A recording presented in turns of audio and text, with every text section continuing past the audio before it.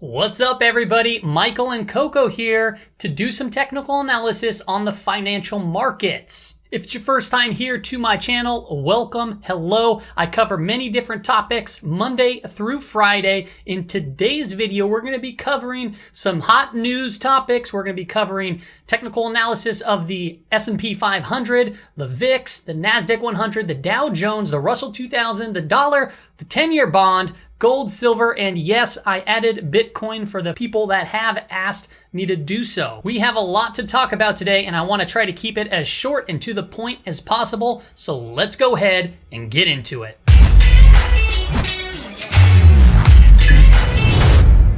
First things first, hot off the press on today, it's Friday. US added 1.4 million jobs here in August. This right here is the Fred chart. We are now down to 8.4%. That was from a high of 14.7% in this current recession. Peter Schiff, though, was very quick to point out that of those 1.371 million people who returned to work in August, 25% of them took back government jobs. He stated that government jobs are non-productive and the cost of employing these workers is actually a drag on the economy. Another thing that I'd like to point out about the unemployment is that although we are seeing the unemployment percentage point drop, we are seeing permanent job losses increase. If I zoom in here, you can see that we saw an uptick here in August of 2020. So permanent job losses are currently on the rise. This right here is the Federal Reserve balance sheet, and we just now surpassed $7 trillion. Now that is up $63.1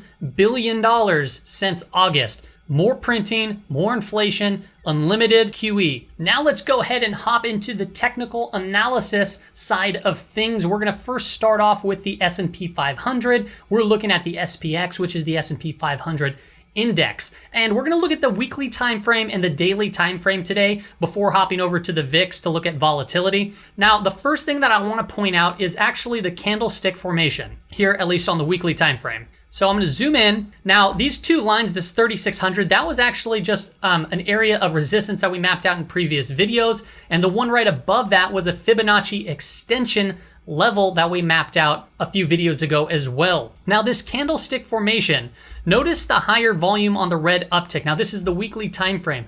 This right here can be called or is known as a dark cloud variation. And dark cloud variations can very well lead to a reversal type pattern. So this right here could be indicating that, hey, there might be potential more to come to the downside. We're gonna get into the daily here in just a second because there's also a cause for concern that we might see it potentially bounce. The only thing about this dark cloud variation that kind of has me concerned is this long lower wick. So it might be something that we can just completely ignore or something that we might have to just monitor. I'm monitoring it here on the weekly time frame. What makes a dark cloud variation, really what you need to see is a gap up after a long big green body, and then you have to see it pierce through a little bit more than half of that day's trading, and then it has to be also in an upwards direction. So we saw some very strong upwards momentum. The gap up really didn't exist. It was kind of a matched close to open, but it did technically gap up a little bit. And then we saw a real big run up and then a pullback down all the way here today to 3,350, let's call it. And then a little bit of a bounce from there. Still a very bearish type looking candle on the weekly time frame. Let's go to the daily time frame to get a little bit more in depth on this. And Coco is gonna say bye. She wants to go lay down. All right, here is the daily time frame, and we've been monitoring this megaphone pattern, and it seems to be holding pretty well. We saw that get rejected after it just went a little bit higher on that megaphone pattern, and this long upper trend line there goes back to 2012 acting as resistance. So that's a 12-year trend line that has been acting as resistance, and we recently broke above it and quickly got denied, mainly because of the overextensions that we've been mentioning and talking about. So let's go ahead and zoom in here on the current price action. What I want to point out is this level, the 3,400 area of support that we were talking about, that, hey, if we got the pullback, that's where I'd be looking to leverage into a position, get a little bit more involved in it. Well, it really today blew right through that. We saw on the 5-minute time frame, a time frame that I do trade, bounced a little bit, but then ultimately pulled lower. Now, if you don't follow me on Instagram, I highly suggest that you do, because every once in a while I do see some really good setups and I'll post them on my stories and kind of walk you through my thought process. Today I posted one that looked just like this, an ascending triangle. However, it was in bearish context, but it looked like there was kind of a market bottoming coming into play. And that little trade right there resulted, I only played it for one contract, but 64% gain on that single contract, making just over $100. This right here is a pretty significant hammer candle, and we're going to be seeing that on the other indexes. So a hammer candle on a big pullback like this can very well mean that we're going to be seeing the price bounce from this point. So we have a 3-day weekend here, right? It's Labor Day, and this very well might bring in some high volatility coming into next week. So we're going to really have to monitor what takes place on Tuesday when the markets are back to open. If very well, we might be able to see some sort of a bounce take place. Or if we get some sort of a gap down and push lower, it could be very well a good cause for concern. I've been saying that this retracement would probably come back to reconnect with the 50-period moving average at some point. So we're going to have to watch this one closely day by day to see if we see any really good trade setups. As far as these two indicators go down here, this is just the McClellan oscillator, and we look at this just to see the breadth of the market, and it is still remaining below zero. So negative breadth in the market. This right here is the volume accumulation percentage indicator that we've been tracking a negative divergence on, and really, as you can see, we had up to matching highs from here to here. We were matching, it was technically a little bit lower than that. And from this point to up here, obviously, clearly the price action moved significantly higher. It was a negative divergence, and now we're starting to see that breakdown take place. However, this very well might just continue the bounce and move higher. That we were talking about, that the potential is if we see that take place, we might see another negative divergence in the RSI, and then that could be just the first stage of potentially a bigger move to the downside. But then again, it's too early to call that. We need to watch this on Tuesday to see kind of how the market reacts. Let's go take a look at volatility right now on the VIX.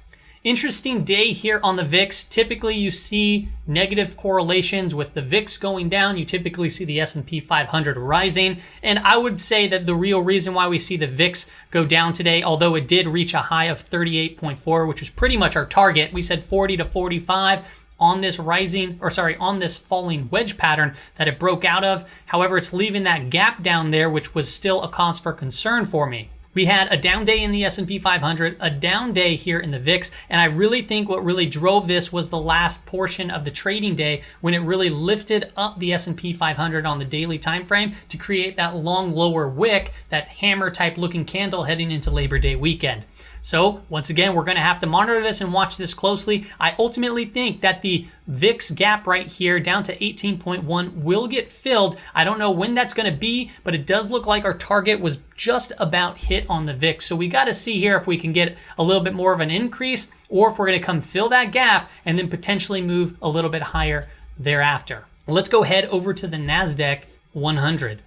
Here is the NASDAQ 100 on the weekly time frame. I did a monthly analysis looking at the Bollinger Bands on the previous video, and I can just state right here without bringing up the chart that it did reconnect with the Bollinger Bands. Still is right there in overextension territory, but because it was so overextended, I wasn't surprised to see the pullback here in the NDX. The candlestick pattern that we're seeing right here on this big upwards move is also a cause for concern. This looks like a dark cloud variation, but this is actually known as a bearish engulfing.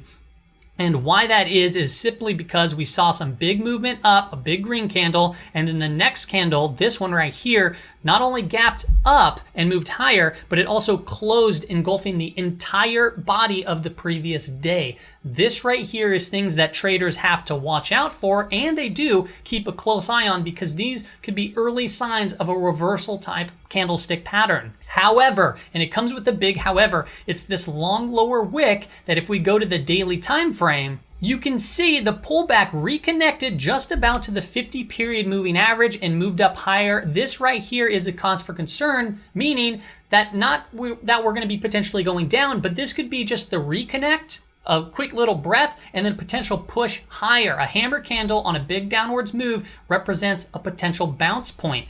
And this bounce point is falling at support in very bullish context, right? We've been ramping up and up. We see a subtle pullback, scared some people, and now we're seeing the bounce from this 50-period moving average. So this very well might say that, hey, we could be potentially going higher from this point. If you see, I draw a trend line from just the March low all the way up to here. It broke down, it looked very scary, but ultimately it closed back within this trend line. So the trend line wasn't actually really broken. To see a full break, we would need to see the close on the daily time frame below this trend line to really have more of a cause for concern. Another thing that I want to point out on today's price action is the Fibonacci retracement level. Look at today's price action, how it interacted with these two levels. So as you can see, we got hit up here with this kind of hanging man candle, and it pulled all the way back right here to the 0.23, that's 11,111, and it bounced perfectly from that point. So as you can see, if you keep an eye on some of these fib levels, they do hold, and other traders are watching them too. A perfect pullback, tapped, and then moved higher, set up for just an excellent trade for those buy the dip traders. You could have had a tight stop loss, and then you could have sold more into your position there. Right now, as it stands, I'm not holding any positions over a 3-day weekend. I know it might be exciting and fun to do so, but a lot of things can happen in 3 days. Let's go ahead and hop over to the Dow Jones. The Dow Jones, we were monitoring this rising wedge pattern here, and clearly today also pulled back to that pattern, bounced from it, so it's still holding up within this and coiling up tightly. Not much to report on the Dow Jones. It did fill the gap previously here in February, and in my opinion, if we do start seeing bounces from these hammer candles, the Dow Jones will be reaching an all-time market high and potentially testing 30,000. But if we see a break below this trend line, we're going to have to start mapping out levels of support to see where we might see bounces from. A quick look at the Fibonacci retracement tool will show us that this level right here, 26,574, can act as a level of support. And as you can see in the previous portion of the chart, we had that island reversal pattern, and then we saw the gap down, and it clearly acted as resistance and then support when it broke up. So that level, if we get a break below it, that's going to be the one to keep an eye on. Let's go ahead and head to the Russell 2000. Here is the Russell 2000 on the daily time frame, and they've had it pretty much the worst. As you can see, they are struggling to make all-time highs, just like the Dow Jones, but this index is kind of getting hit a little bit harder. We're still seeing some positive bullish momentum from the March low. We've recently had a golden cross take place where the 50 period crossed above the 200, but can't put too much weight on this one because the 200 is quite flat, if not sloping a little bit down. I went ahead and mapped out an area of resistance to keep an eye on and an area of support. And what I did was I just looked at the top of this kind of bull flag that it recently broke down of, and 1605, you can just call it 1600, clearly a level of resistance and clearly a level of support when it was back here. Now we're seeing that hammer candle, very similar to the other indexes, bounce from the 50 period moving average. This level of support, the reason why I put it here, it's right next to the 200, it's below the 50, and clearly it acted as support with this candle, it acted as resistance throughout here. And then I brought out the Fibonacci retracement tool, and this is what's so cool about support and resistance and being able to map it out. But look at how perfect this lined up. Boom, almost spot on. So this 1450 level right here should act as an area of support if the price continues to move down. And if we get a breakout of this, we're gonna start looking at the high, which is up here at 1700, to see as an area of resistance going forward. The Russell 2000, obviously small cap, they're getting hit hard in this economic environment. However, everything is getting hit hard in this economic environment, but most of these big companies that are succeeding is all on the back of what the Federal Reserve is doing. Now let's go take a look at the dollar index. This right here is the dollar currency index on the monthly time frame. And I really wanted to scope out here on the monthly time frame just to give you an idea of just how it has been in this down channel since 1985. And really from 1985, we saw this big dip, bounce all the way up to this trend line, bounce down, and then we saw it trying to come back up to reach back up to the top portion of this trend line. Now, if I zoom in even closer, what we see happening is this symmetrical triangle kind of taking place. And this symmetrical triangle is a very important one to keep an eye on. As far as a pattern goes, we kind of see somewhat of a head and shoulders right here. We have a left, a head, and then a right shoulder. And we recently saw a breakdown of this neckline. So now if we go into the daily time frame, I want to show you a little bit more closer of a picture. So here is the DXY on the daily time frame, and we recently broke out of that neckline and it's heading down, and now it's kind of stuck within this channel. And what's going on really is kind of just ping-ponging around in here. Boom, up to here. And now we're kind of at this crossroad moment to see whether if we're going to be getting broken above this and then try to retest this area of resistance, probably right around 94 to 95, or if it's going to continue to head down. This previous day's candle has a long upper wick. It didn't close above the channel yet, so we got to monitor this. If we get a close above it, that means that we might potentially see it start to move higher. Now, keep in mind, this is all in bearish context. Okay, and a lot of analysts and a lot of very other smart individuals are saying this could very well just be a basing pattern to see the price of the DXY start to move higher. However, from a technical perspective, from my eyes, from what I see, is a lot of downwards pressure and now a bear channel. So if we see it start to head lower and make new lows, that right there would indicate to me that this will continue more to the downwards direction.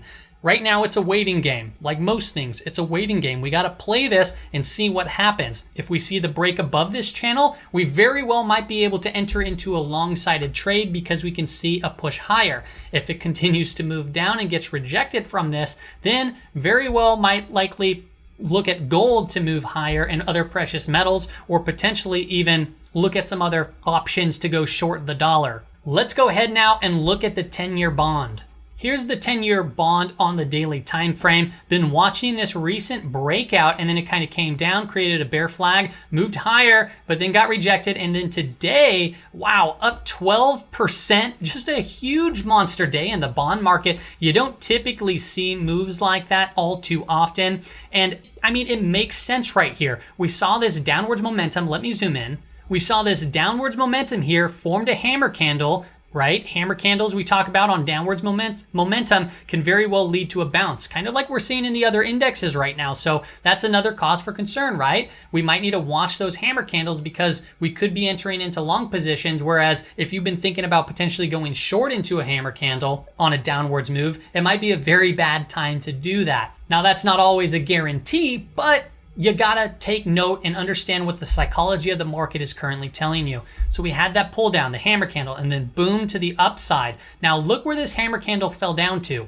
This was at 0.60. And if you looked at my recent videos or been here for a while, we were watching 6.60 for quite some time, monitoring this because we said if we start seeing the break below it, what we could potentially see is the market start to roll over. It would be a big cause for concern. We mentioned at the 50 level, 0.50, we had to really break through that or hold around there. And if we came back up, this support, once support is broken, it then could become a level of resistance. And clearly it did not hold down there. We saw the break above, so it didn't hold strong enough for resistance. We broke above, saw the bull flag, and then saw the continuation. And now we're seeing it act as support again. So the short-term time frame for me, I'm pretty bullish on this breakout. I feel like we can potentially come touch these highs right here in June, which is all the way to 0.9 to 1.0. So keep an eye out on the 10-year bond. Looks like it wants to head higher, but nothing in this market is a guarantee. Now it's time to dive into the precious metals.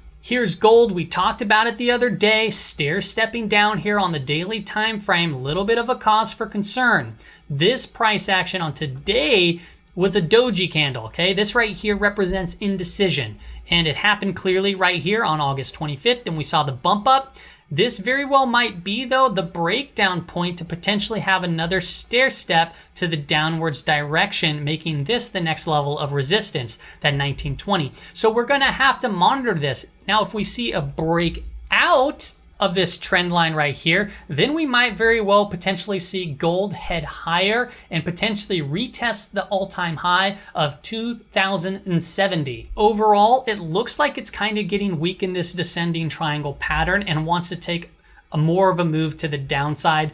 But like I said, we're going to have to watch this closely, and a break and close below this level would indicate to me that we can potentially go lower. Now, if we get lower than this but bounce from the 50 period moving average and it doesn't close below there, then we still have to wait it out and see what it wants to do.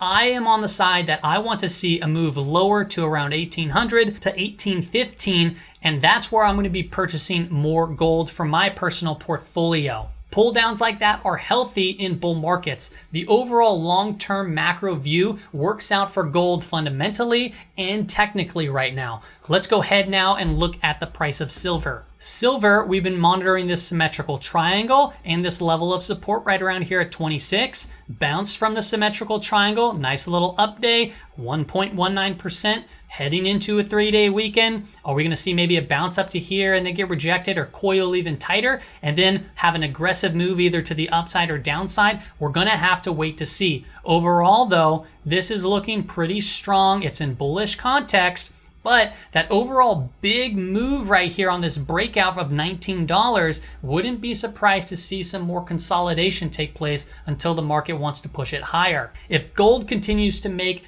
all-time record highs or go to push to that 2070 level, it would be very likely to see silver follow its place. Now, silver, as I mentioned in the previous video, has not hit an all-time record high this year like gold did. So silver is kind of like the canary in the coal mine. Could be a very, very good play here for, the next 5, 10, 15 years. So if you're a long silver bull, it's always a good thing to have some of this in a portfolio. Now let's go ahead and take a look at Bitcoin. Now, a quick word here on Bitcoin. Me personally, I don't own any and I don't quite understand it. And I know it's just this huge topic of debate between what's better or what's new or what's going to take over a gold standard. This is not what that's about. I'm just looking at it from a purely technical standpoint. And if you do want to buy into Bitcoin, it makes sense to me. It is speculative, but it's also big enough to know that, hey, this could very well make a big impact on a portfolio. When it comes to speculation in my portfolio, I typically like to keep around 5% into speculative assets. So Bitcoin can very well fit into that for other people as well. Now, I don't quite understand it, so I don't have my money in it right at this particular point in time, but you never know, that can very well change. As from a technical perspective, I'm looking at it on the weekly time frame, and this right here is a symmetrical triangle. So what do we see? Well, we saw that ramp up way up here to 20,000, got rejected and hasn't tested that high since. However, we saw the pullback, created a nice base here, ran all the way back up to about 14,000, retested this trend line, and now we're up here right back at the top. This was 12,400, and now we're seeing that pullback. So overall symmetrical triangle. To me, this, just by looking at the pattern, it looks like it wants to head back down to the lower trend line and coil tighter. So this could be very long term here. However, if things happen in the economy where people all of a sudden want to jump in, or they lose faith in the dollar and they want to pile more into Bitcoin, gold, or silver, this can very well break out of this trend line and push Bitcoin to a lot higher position. The higher position that I'd be looking at is right around 16.5, and then the all-time market high of 20,000. But you need to see a higher high take place to really kind of get a good shift of momentum. Another key level that I want you to look out for is 10,000. 10,000 seems to be just one, a very psychological level, and two, clearly it's acted as resistance and support. What do I mean? Well, it acted as resistance perfectly right through here, got rejected, head lower. When we broke above 10,000, it held as support for a few weeks right there, but then got rejected. Where the bulls pushed it back up, rejected here, rejected there, and then it broke out, and this previous week of trading bounced from 10,000. So if 10,000 holds, we might very well be able to push above this upper trend line. But if it breaks down, watch out because it can very well start the momentum to push lower into this trend line here. If you were to trade something like this, you can get in right above 10,000 and have a stop loss below it, but always keep in mind just the volatility level of Bitcoin. Sometimes this makes 20% moves in a single day. Like today alone was a 10% move. So very, very volatile asset, something to monitor, something to watch. But if you do trade this, you can obviously be very, very successful, or you can really hurt yourself. So that's all I have for you on today's market brief. That wraps up the week. Everyone have a safe Labor Day weekend. Thank you all for watching, and I will see you back on the weekly scan, which I post on Saturday. See you later.